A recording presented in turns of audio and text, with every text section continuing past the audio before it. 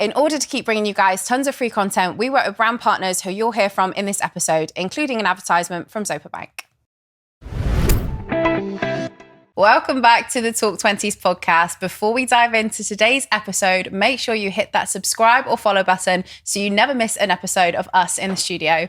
Today, I'm joined in the studio by Jide Maduako, founder of Yoke Network, and we talk all about finding your purpose, how to go after your dream, and how to handle failure. If you enjoy listening to this episode, it would mean the world if you could leave us a 5-star review or comment down below on YouTube. Let's crack on with the show. So hello, welcome to the podcast. You've come up from London, but you've had a busy week already. Yeah. How's your week been so far? Yeah, it's been busy. Obviously, as you said, I was in Turkey. I was in Istanbul this week for like an event, trying to get new customers, learn about the market over there, because in like the gaming industry, which is one segment that we target, it's really big and fast growing. So I've been in Istanbul, came back last night, then came up to Liverpool today. We're honoured to have you up here and part of your very busy schedule. But I think it'd be really nice for our listeners if they could take you back to like you, like in your, before your 20s, kind of your background, like tell us a little bit more about you and how you ended up where you are right now. So obviously I'm born and raised in London, but I'm Nigerian, Igbo. It's not even descent, that's what I am. So in terms of culturally, that's what we're always told, that you're Igbo man first. So obviously I went to school in London, grew up there. Then I started playing football after school from when I was 15. I played at Ipswich for 2 years as a scholar, Sunday years pro at Leicester. Got released, obviously same old football story. Then I was kind of at a crossroad in my life. So I was actually at 19, just before my 20s, when I was at this kind of crossroad. Didn't know what I was going to do. I always knew wanted to be an entrepreneur. So I used to sell sweets in school. I used to buy stuff on eBay, sell it in school and stuff. And when I was like at a crossroads. So I ended up going to university. I was going to go to uni in America, I had like scholarships offered and stuff, but that kind of didn't come to fruition. And then I went to university at Lancaster for 4 years. And I was like the older guy there in uni because I was a couple years older. And it's been a couple of years, but you feel it a lot. Yeah, because I was like, when I was 19 and stuff, I was going out in like central London and West End, like going out, doing that footballer's lifestyle type thing. Yeah. So coming up to uni, coming up north, getting like 5 Jaeger ones for £5. It was a culture shock. Yeah. And like going from all of that fancy stuff to like it being in a dorm room and being around kids who were leaving homes for the first time was a real culture shock. So for me, like I just genuinely was like, for the first 2 years at uni, I didn't really socialize. I used to drive back home to London every weekend, go home every weekend. Then in my final year at uni, I was like, you know what? Been here for 2 years. Let me actually give it a chance.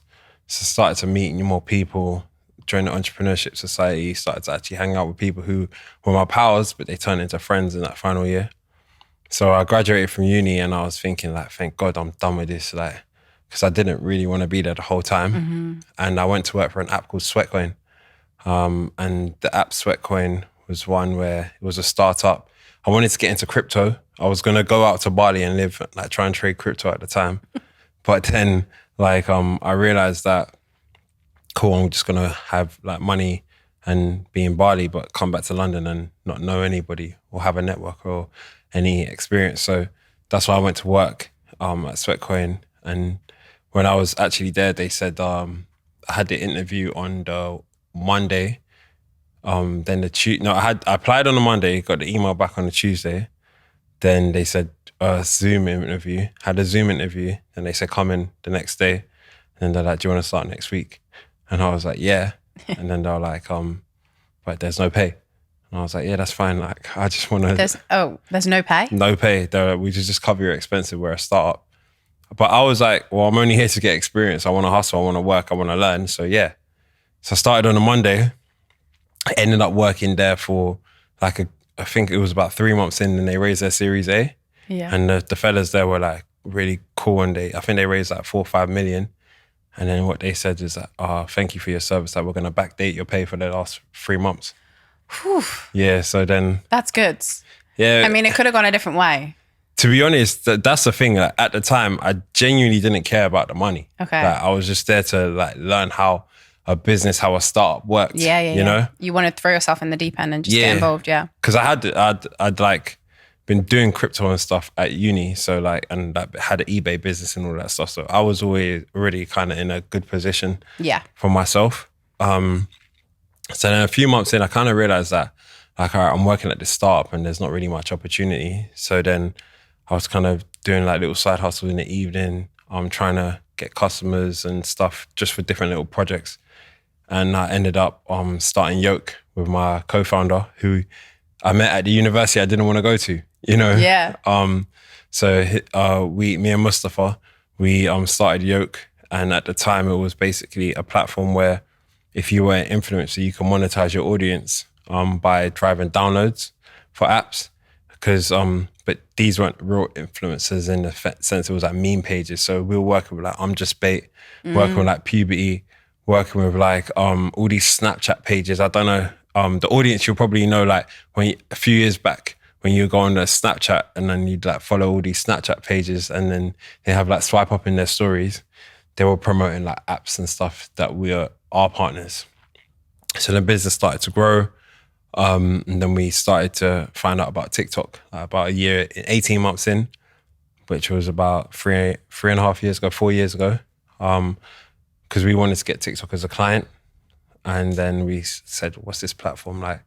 Kids are getting millions of views and they're charging like 50 quid for 1 million views. And so we jumped onto TikTok then and haven't looked back since, and now evolved into like more of a creative platform for UGC, for brands to be able to like work with creators. And we have our Yoke app.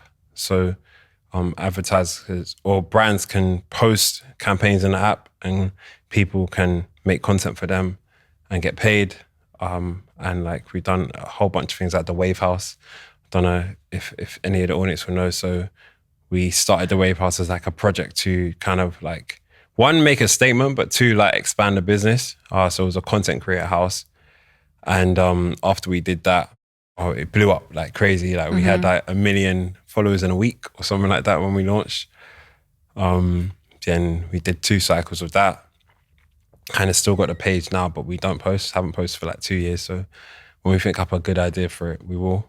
So if anyone has an idea for like 4 million idol followers, let me know. And evolved the business and then got here. It's a long story, but yeah. It's a long story, but it's a good story. And I think it's really nice. Like one of the things we were just chatting literally before the mics were turned on about hearing how people's 20s have actually gone. Like, you know, we get people of all different ages, all different points in their 20s on this, but sometimes it's really nice to look at someone successful and go, well, actually, what are the steps that they've genuinely taken to get to this point? I really want to go back to the football conversation though, because I think it's a really big thing. You said like for a lot of young like boys and girls, their dream is often to be a professional footballer. Yeah. But it happens for like, isn't it something silly like 0.01% or something stupid? It's so low. Yeah. What was your like experience of going through that process of, you know, even landing yourself a pro contract with Leicester and then being let go? So my experience was like, I've always had this blind faith in myself as a kid. So I always wanted to be a footballer since I was like literally in nursery. And then my mum was always like, you need to do education first. So part of me playing football is that I wanted to prove her wrong, you know? So throughout my teens, I was on trial at so many different clubs right up and down the country. Like just trying to get into a club. I was literally West Brom, Norwich, Tottenham, like all of them. Then I ended up getting to the academy system, which is pretty late at 15. And I got immediately offered a scholarship at Ipswich Town. So I moved home from living in like Chinkley, like East London, or Essex, as some people say. Went up to Ipswich and had 2 years there as like a full-time, doing my BTEC as well, learning about how to integrate myself and stuff. Then I went to Leicester after I got released from Ipswich, actually. They didn't offer me a pro. And then Leicester offered me a pro, which is a better club, which was kind of funny. So then when I was at Leicester, that was my first time kind of being young. I like having a lot more freedom. Obviously, being a footballer or young footballer at the time, like in a city environment as well, because Ipswich is a sleepy town, or the countryside. And then that's when I started to like really experience life a bit more. And then after that, getting released, I was at a stage in my life where I had, again, blind faith. I was like, yeah, it's going to be fine. I'll just get another club. Because I've gone from being released at a club that was worse to going to a better one. Yeah, so I guess you already had that So kind I of was like, well, it could happen again. yeah, I'll just find another club. Anyway, it didn't happen. Well, I did have like other offers and opportunities that did fall through. A quick ad break from Zopa Bank. See if you could cut your monthly cost by connecting your accounts using the Zopa Bank app. Simply head to the For You page in the app, link your accounts, and get personalized insights and tips to see if you could save on your bills or subscriptions. Just search Zopa, that's ZOPA, in your chosen app store. And then the next step for me was to just figure. Can I swear on this? Like, You can swear. yeah, but like, yeah, just to figure shit out. Yeah. which was what it was. Yeah. So me figuring shit out was, I kind of had a idle year where I was playing non-league and I'm in the and playing football. I had opportunities come in like non-league and stuff, but I just was like, if I really want to play football, I want to do it to the highest level. I want to be the best that I can be. And I should have probably been more patient, but I didn't see that path the way that I was going. One of the things I really want to ask you, actually, because I think football is one of those things where contracts and deals and agents and stuff like that, what was that whole world like? Because that's a lot when you're young and you're trying to understand what your worth is, what you should be being paid, like what you should sign, what you shouldn't sign. Like how did you navigate all of that?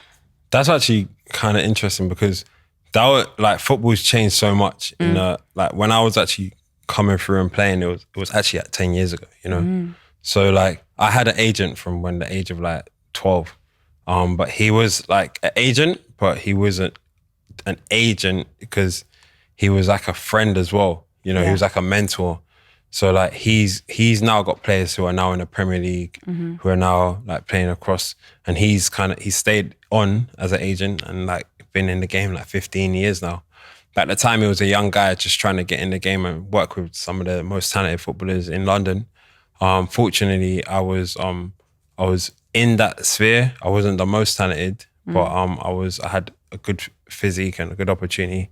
So fortunately, I had a great experience because like he helped me to grow up. He really believed in me, and he was someone who I even to this day like seeing him become successful as an agent as well, and like he was a mentor and someone who like really looked out for his players, you know.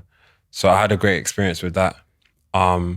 But I think now you do hear stories especially with so much money in the game, where a lot of players get extorted. A lot of players, there's a lack of loyalty. And I think from my experience, I ended up having somebody who really fought for my corner. And I think ultimately, like me not getting to that next level was me being a bit impatient, me not understanding the logistics of the game, the kind of because there is like also the word is like kind of actually playing the game off the pitch, you know? Yeah. Like kind of how I present myself, how I turn up to training, how I appear, you know? Because I've always kind of been a contrarian, which has led me to being like, I would say an entrepreneur. So like I think it didn't work in an environment where football's really strict, you know? And the game's evolved like, especially with like social media now, there's just so much ways to make money because they are content creators in some way, but at the same time, they're professional athletes, you know? So, yeah. My next question is going to be, do you think everyone is a content creator nowadays? Yeah, I think everyone, depending on your sphere, you can be a content creator because I think what's happened is that you play the role of life, and before there wasn't that on-screen show of things, especially in like your career. there's so many platforms now. Like there's LinkedIn now, which is a professional network. There's TikTok, there's Facebook. Even people forget about it, but it's still a platform. There's like Instagram, there's Twitch, there's so many different platforms that you don't really think about. So there's a place for everybody, for your niche as well. But I do think because social media and is so prevalent in society that you have an identity online that everybody ends up becoming a content creator in some way, even if you're not doing it for business, you know? So yeah. Absolutely. You did a TED talk and I listened to it, and I must say, like, if anyone's listening to this right now, I'd really recommend that you go and listen to your TED talk because it is brilliant. There are a couple of things in there that I really wanted to discuss on the podcast that I think you have a really nice kind of outlook on. And I think especially kind of leading on from that conversation about like being released from professional football is the whole conversation about how do you find your purpose when your dream of what you want growing up isn't there for you anymore. Yeah, I think in terms of finding your purpose, so obviously go check it out. But what I allude to is that when there's your dream and then there's your purpose, you know. Like a dream is something that is kind of selfish and self-fulfilling, which is like a lot of people, maybe their dream is to be a YouTuber, to be something that is like great and, you know, the main character type thing. But then your purpose often isn't even being the main character. It's supporting someone that's greater than yourself, you know. And I think through your 20s is when you really begin to learn what that is, because your friends evolve in terms of who you hang around with. Your environment changes. You have to take on more responsibility, and you eventually do get drawn to what you want to be. What you get drawn to what you kind of have to be, or what your like it's like your roadmap in life or your purpose pulls you that way. So I think the best way to finding what your purpose is to take some time and digest and listen to what naturally calls out to you. Sometimes you're called upon it and you may feel that you're not ready, and then it's just about kind of rising to your calling, you know. But your dream is often something that's fairly selfish, where you may achieve some point in your life. You may not achieve it in your 20s, but some people live out their dream when they're retired in their 50s, like, you know. But that's what I'd say, just be open to listening to what calls you. Yeah, absolutely. And I think one of the things that might be the hardest for anyone who's not really sure what their next steps are in their 20s, or kind of feel like they're at a crossroads, like you said, you felt like a crossroads when you were younger. How do you go about identifying your strengths, your weaknesses, like how you should find a career that kind of lends itself to your strengths? I think it's about like not even failing fast. It's like, because people like fail fast, but it's like learning quickly, you know, and kind of dropping your ego, I'd say, because what happens is that, like, in your 20s, you realize that, and like, I'm 29 now, your 20s end up getting judged at the end of your 20s by how much you've grown, you know? Like, there's a lot of people that early on in my 20s, like, we wouldn't see eye to eye, or they're not as your friends, you know? Or you fall out with them. And by the time you're at your 20s, like, people are like, oh, you stuck out something and you ended up evolving to, I remember you when you started that, you know? So I think to do that, you have to learn and drop your ego and start to try things out. So by doing that, it's like in your spare time, in your evenings, like, how are you learning and growing? Like, maybe you may say, oh, I want to launch this idea, doing it as the MVP, like, which is the minimum viable product. Like, all right, I want to start this event. Let me try and get 5 people down. I want to start this brand. Let me just post a bit on TikTok. Or maybe you start the brand and let me push, like, do some white label and push it on eBay, you know? So I think in your 20s, it's about kind of hustling and hustle with a lack of ego, you know? Like, just be willing to learn. And by doing that, you often fall into something that you kind of want to do. And it's not going to happen overnight, but you got to be always open to new ideas, trying new things, and and trying to just have a egoless mindset, you know. Yeah. That's what I'd say. Really love that idea of like minimum viable product with like everything that you do. I always say like it's quite a cheesy saying, but like it's what's springing to mind at the minute, that like you don't have to be great to start, but you have to start to be great. Like you literally just have to put yourself out there, and whatever it is that you kind of want to do, whether it's starting a business, starting a new career, you know, even dating, like you literally just have to start something and have the courage to do that. And often like so many of us will just procrastinate, or we'll put it off and we'll say, I'll do it later, or I'll do it when I've got more confidence, I'll do it when I've got more money and all of those kind of things. But actually like you'll probably get to that situation and be like, oh no, I'm not going to do it now for a different reason. So yeah, for sure. I think it's important to just like try things. Like the amount of ideas or that I've tried, stuff that I've tested myself, they have like majority of them fail, but at the same time, you over time trying a variation of things, you then understand what you're actually good at. You understand what your calling is. You understand what people rebook you for with the business. You know what people buy. So just across life, like I work in like a really data driven type industry in the sense that now, because with creativity and content, it's like, all right, what about the numbers? Like what's converted? What's kind of working? The only way you can actually understand what's converted is by posting, you know, it's by getting the initial data in. So if you take that concept and you look at it for yourself, you're like, all right, with myself, like, all right, cool. How do I find out what I'm good at? Well, you need to get that data in. You need to like go out, try things, and then you'll figure it out. Yeah, it's so true. Like, I think we live in a very data-driven world now, and I think it's, you have to go out and put stuff out there to actually get even the feedback, don't you? So it's so true. Yeah. I love talking about failure, and you kind of mentioned it there, like the idea of like failing fast, but like for you, like how important has failure been in your career? So I have a saying that it's like, you never lose, you learn, you know? And me and my boys were like, we don't take L's. We don't take, the only L's we take is learnings, you know? Mm-hmm. So for me, I think failure is just a perspective, you know, because people fall in love with the end goal, but really you should fall in love with the process.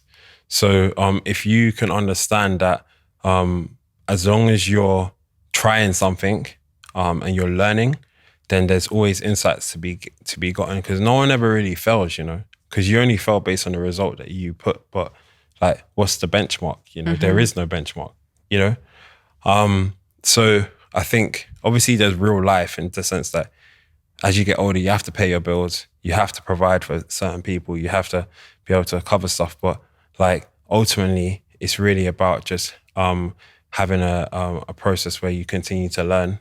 And even like in this, like I'll probably look back at this podcast, how could I have given more value, you know?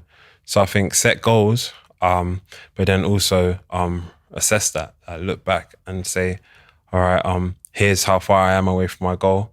What do I need to improve on to get to that, you know?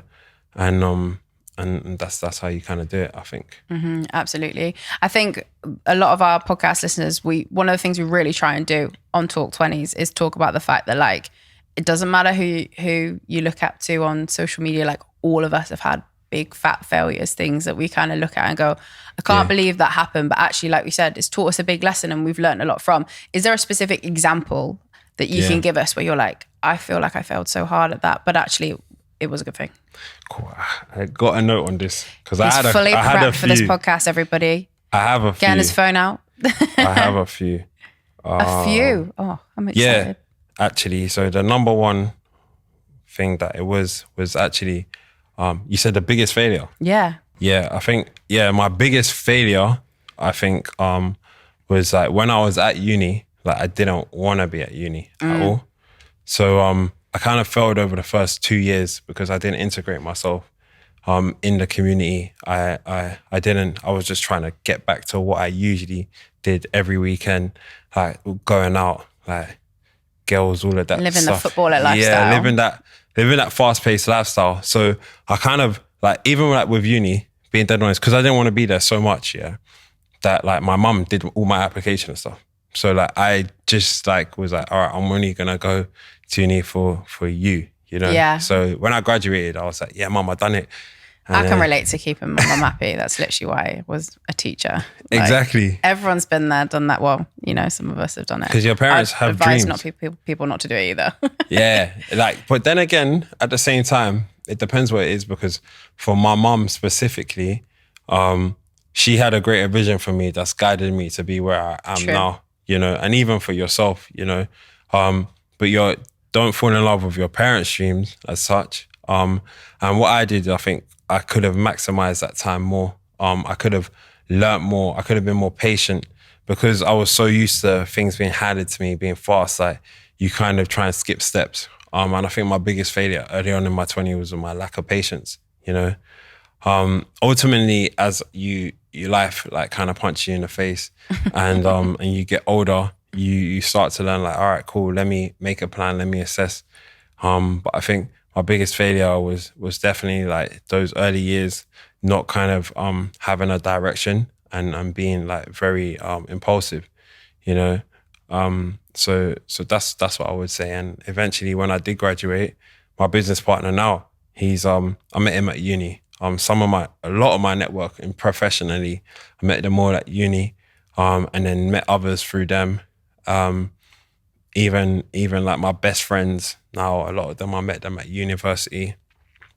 So it did pay off.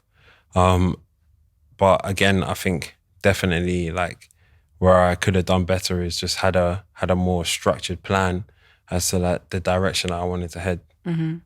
And now then, like, another thing is, like, you know, we always talk about is like, none of us are the finished product. Like, we're all working on getting better at something, and nobody's perfect. Like, for you, like, could you share something with our listeners that kind of makes you a human, like makes us think like, oh, like, you know, he hasn't got it all figured out either. Like, is there something that you're working through at the minute that you're trying to get better at? Yeah, so I basically assess myself. I have this Excel sheet that I assess myself. Oh, wow. Okay. I can actually share it with people. Yeah. So I realized that I'm a big procrastinator, you know, and again, early on in my 20s, what I have ideas that come to me naturally, was the execution side, which is what I needed to improve on.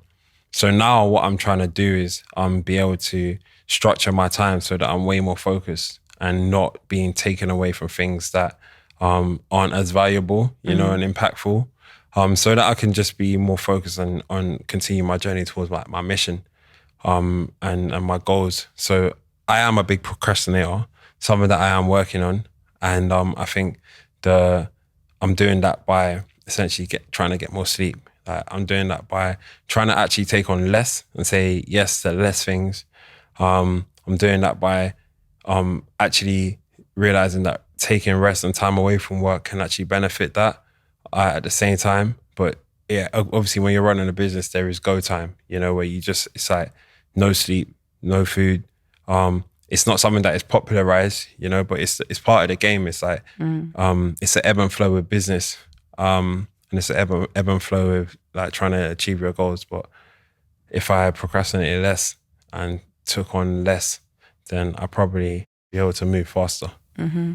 Can relate to that. Obviously, we're like, when we're recording this, it's like a very, very, very hot day here in Liverpool, but it's also like we're 3 weeks out from 20s Fest at this point, and it is go, go, go. And I can relate to that. But I also think that it's important to have that kind of, you know, like you say, that the ebb and flow, that the moments which are quieter, and when you're, you know, taking on less so you can catch back up and you can do all of those things. So yeah, I 100% agree. But I know you're coming up to the big 3-0. Yeah. How are you feeling about that?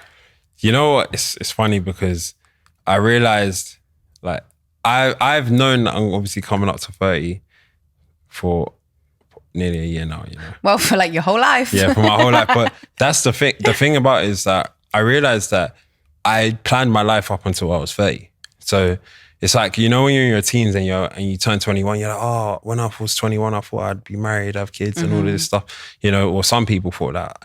But like, what I realized is I planned my life up until I was 30. So now that I'm going to be 30 next year, or at the time of this recording next year, I realized that I was like, what impact do I want to have on the world in my 30s? So I'm really looking forward to it because I don't feel a dot older or like slower or like what I feel is that it's like, all right, cool. I want to consolidate things a bit more and scale my impact, you know? So over my 30s, what I want to do is help more people and be a lot more selfless and have more impact in that way, rather than in my 20s, it was like me. I'm trying to figure myself out, trying to do what I want when I want. But I know being in my 30s, it's going to be a lot more selfless and impactful, but it's not as much running around.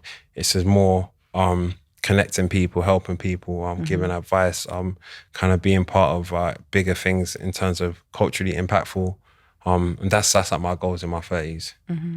Yeah. Well, it has been amazing to have you on the podcast. Was there anything else that you wanted to kind of discuss or get across? Because I know you said to me earlier, like, I'll listen back to this and I wish I gave more value. So here's your opportunity. Like, is there anything that you feel like you'd love to share with our listeners? I think that if you're in your 20s and you have goals and ambitions that you want to achieve, just don't be afraid, you know. I think the biggest thing that happens in your 20s is that everybody expects to have life figured out. You never really figure out life. You just continue to learn, you know. So don't be afraid. Me personally, I want to help more people, help more movers and shakers, people that want to be the best version of themselves. So I'm trying to do that, obviously, through building a platform. I'm trying to do that through my business, networking and stuff.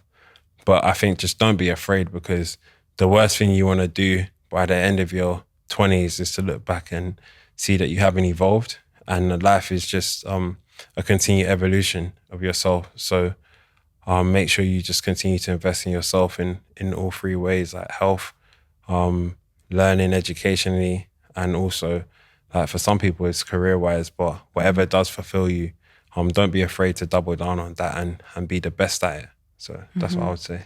Absolutely. And if any of our audience want to find you on social media, where's the best platform for them to find a bit more about you? Well, I'm pushing a lot more on like TikTok and Instagram, which is Saint Jids, which is a patron saint of, you know, no, I'm joking. But yeah, Saint Jids. And on LinkedIn as well, I do a lot of business breakdowns and try and give like deep, more insights and value. So LinkedIn and like the socials, which is TikTok and Insta. Absolutely. Well, I'm going to end up with our final question that we ask every single one of our guests at the end of the podcast when they come on the Talk 20s podcast.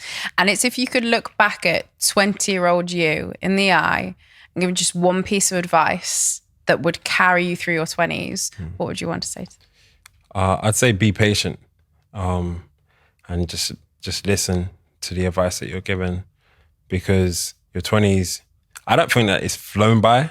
Obviously, COVID, it feels like a chunk got clipped out, but definitely just be patient and have a longer term vision, because life is a journey, and it's not gonna be like tomorrow that everything that you want will happen. So be patient. It's definitely it.